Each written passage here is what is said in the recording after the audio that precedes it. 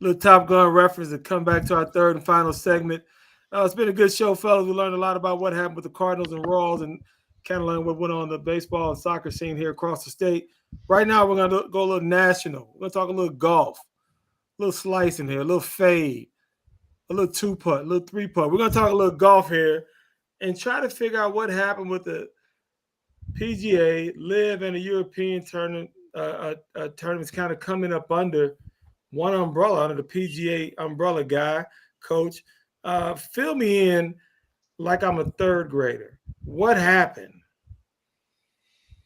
Well, LIV Golf, Greg Norman kind of got this started with LIV Golf with a Saudi prince and basically, just bought the PGA players and just paid them a flat fee to go over there. I mean, they were going to make money hand over foot. To a point of they offered Tiger Woods and Jack Nicklaus $700 million to come over and join the LIV Tour. And both of them turned it down. I mean, Nicklaus, he's 83 years old. He's not going to go over and he's done, touring. But the money was so great, and it'd be hard to turn that down. I mean, you're trying to take care of your family. You're talking about generational type wealth now just for going over and playing 1 year. And now they've kind of combined forces because at the time PGA said if you go over there and break your contract with PGA, you're not going to be allowed to play in PGA events. Well, they didn't care because they were making 10 times the money playing in the LIV events.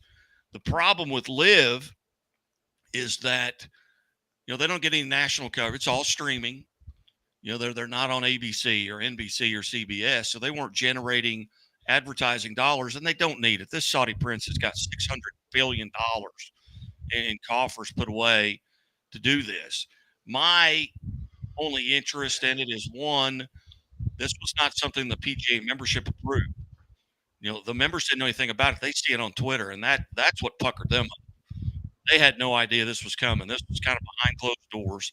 Who made the first call? That's what I would be interested in. Did the PGA reach out to LIV and say, hey, would you like to partner up? Or was it the other way around? So that would kind of lead you to believe maybe which side was desperate, so to speak. So they're going to combine the events now, or the program, so to speak, with LIV and PGA. So I'll be interested to see how that works. The PGA members that did not break their contract, they're a little bit upset because they didn't go out and get that money.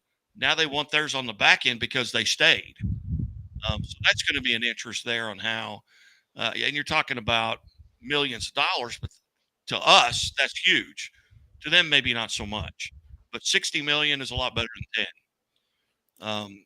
So if I had 60 million instead of 10, my tomatoes are going to be a lot bigger. Yeah, my tomatoes. What about you? What do you say, Coach? What are your thoughts? This is something I don't think that anybody saw coming. I mean, both of these entities have run over each other with the bus and then turned around and backed over them so many times since all this has taken place between, the people that run both sides to the players to the fans. It was really ugly for a while as far as the golf world is concerned, and for all of a sudden, that to all of a sudden change. It's going to be interesting to see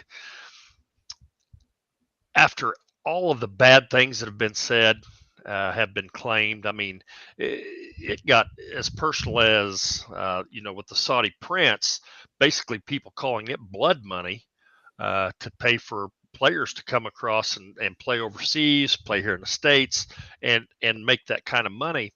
It was a little absurd. And so it's going to be interesting to see how all this shakes out, how the dynamics with both of them getting back together, even what flag do they fly? Is it the PGA? Is PGA / LIV? I'm sure there's some details there that have to be worked out, but I think this was a shocker to everyone. I agree. And I really can't really go either way with it. The historians, those that want to stay from that standpoint, would say, hey, I'm going to stick with the PGA, but if someone's offering me a couple $100 million or either 50, 60 million, I got a serious decision to make. But they're all back under one umbrella now. And so we'll get to start playing golf and see let it shake where it shakes. And and may the best man win. But with that being said, we got a 1-1 tie in the NBA Finals here, going back to Miami. Denver started off real strong game one. Miami came back, shocked the world, got back down by 15, came back, won game two, and now we have a series going in. My quick thoughts, I'm going to do real quick. I like the way Miami is hustling, playing as a team. I think they figured something out. We're able to kind of get them to pay at their place. I'm going to take Miami in 7. What do you say, big fella? Well, I don't know. This is something. I mean, Michael Porter Jr. couldn't guard the trash can in my kitchen. He is struggling there. And Gentry, game 2, Gentry had 23 points. I mean, he led them in scoring. For Miami, I think it's going to come down to coaching. I think there's just some things that have gone on. And Jokic, he scored over 40 plus points in 3 games in the playoffs, and they've lost all 3 of them. They've taken some of his cross-court passing away. They put some guys out of position. So we'll see what happens, on Wednesday night, as we're recording this on Wednesday night, because a Wednesday night after 6 o'clock, there's nothing better to do than to sit down with you guys. But I'm interested to see, and I'm as interested as I've been in a long time in NBA basketball. And part of it's Miami's coming from a play-in game, and now they're in the NBA championship. And so I'm interested to see what happens. No predictions, I take it, huh? I'm going to say Miami in 6. Wow. Especially on Wednesday night. If I get up and as this is playing and Miami had won, I'm going to say Miami in 6 because they've already taken home court advantage away. Yeah, wow. If you get up and don't have to call the IRS, that'll be interesting. Hey, DA, what are we going to stay away from the IRS joke there? What are you saying? What are you clean. saying? No, I agree. I think Denver had their foot on Miami's neck in game 2 and let it, and that's going to come back to haunt Denver. I'm afraid.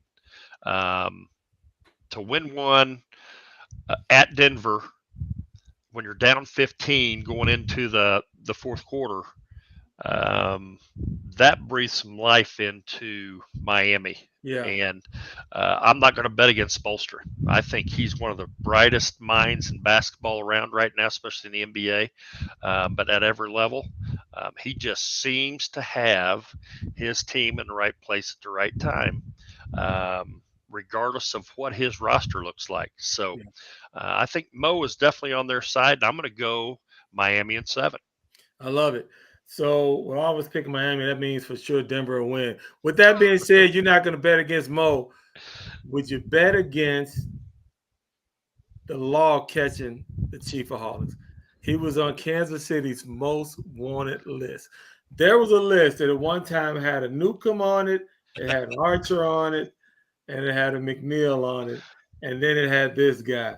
And from what I understand, somebody got picked up, and he moved into the 4 spot or the 3 spot as far as the most wanted guy. Yeah, he went from number 5 to number 4. Wow. And on the Kansas City FBI most wanted list, the problem is he didn't commit the crimes in Kansas City. He committed them in Oklahoma and Kansas that they know of. So I don't know where he's at in Oklahoma, but I don't know that Oklahoma may not be able to count to 5. So DA, what do you think? What do you think? They'll catch him before the season starts or not? No, my money's on Chiefsaholic. Is your money on the Yes. I'm betting hard money. I'm all in right now. I'm gonna put a parlay in on under 40 days. What's the date? I'll take the over. I'll take the over on that already. All in.